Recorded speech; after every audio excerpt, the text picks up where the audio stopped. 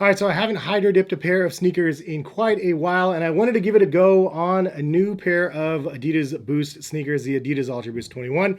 So let's go ahead and jump into the video.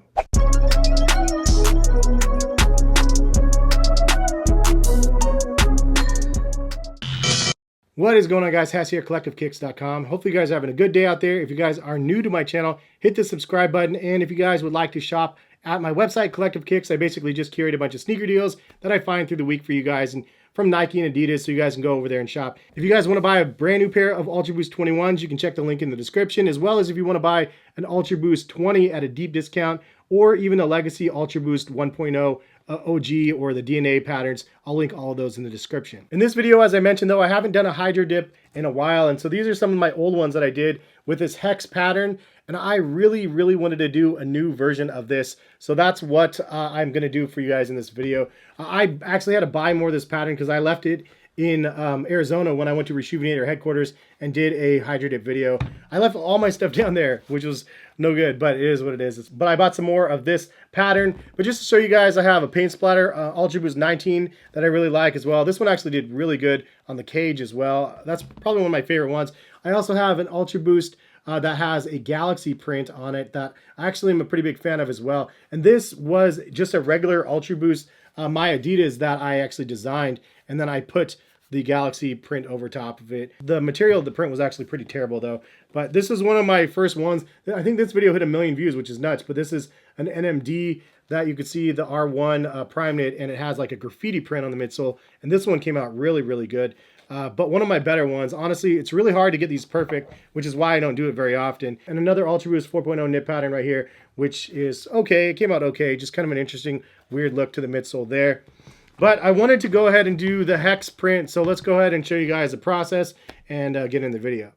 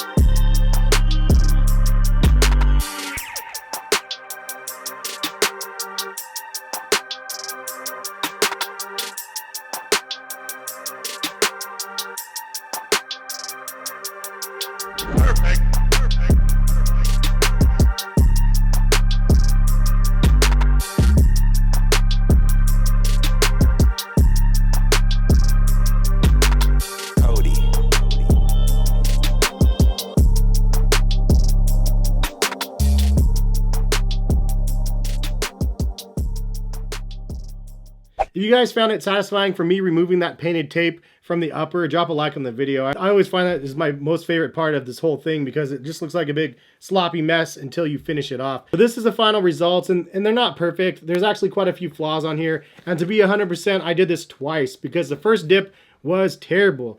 The second dip was really, really risky, and unfortunately, I didn't probably do all the steps I needed to do to make it have that clean hex shape on the midsole. And I just kind of gave up. You know, it kept on raining the day that I was doing this. And the first day I did it, the kid was coming out. Maddie was trying to see what I was doing. And I'm spraying the toxic smells. And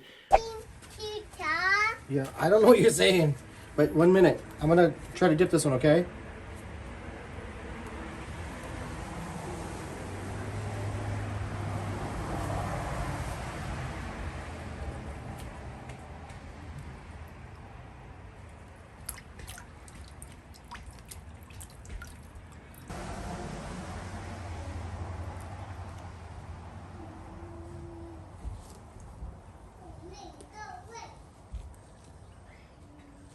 It was just bad timing and a rush to get the job done. And anytime you have to do something like hydro dipping, you don't want to rush it. It's a quick process, but you don't want to rush it. So the first time I dipped, I used 2 small of bins. Again, I don't know why I did this. This is like throwback to the very first time I hydro dipped. I used 2 small of a bin and I couldn't fit the shoe all the way down and around and then submerge it far enough to make it like actually stick. So I missed a whole section on the back. Then I tried to double dip it, which I know is a no-no. I dried off everything in that section and still tried to dip it and it didn't work. So then I actually used acetone and removed all of the paint on the midsole and then waited for it to dry so I could reapply the tape. And then I went back in and dipped it again, which like was an interesting process. But man, it came out pretty good from a distance. I think it looks pretty good. When you get up close, you're like, oh yeah, there's like a lot of little dots in between the patterns, which means I got some air bubbles there, or it's just something was not right. I think also applying the acetone to it before I dipped, I probably should have washed them down first,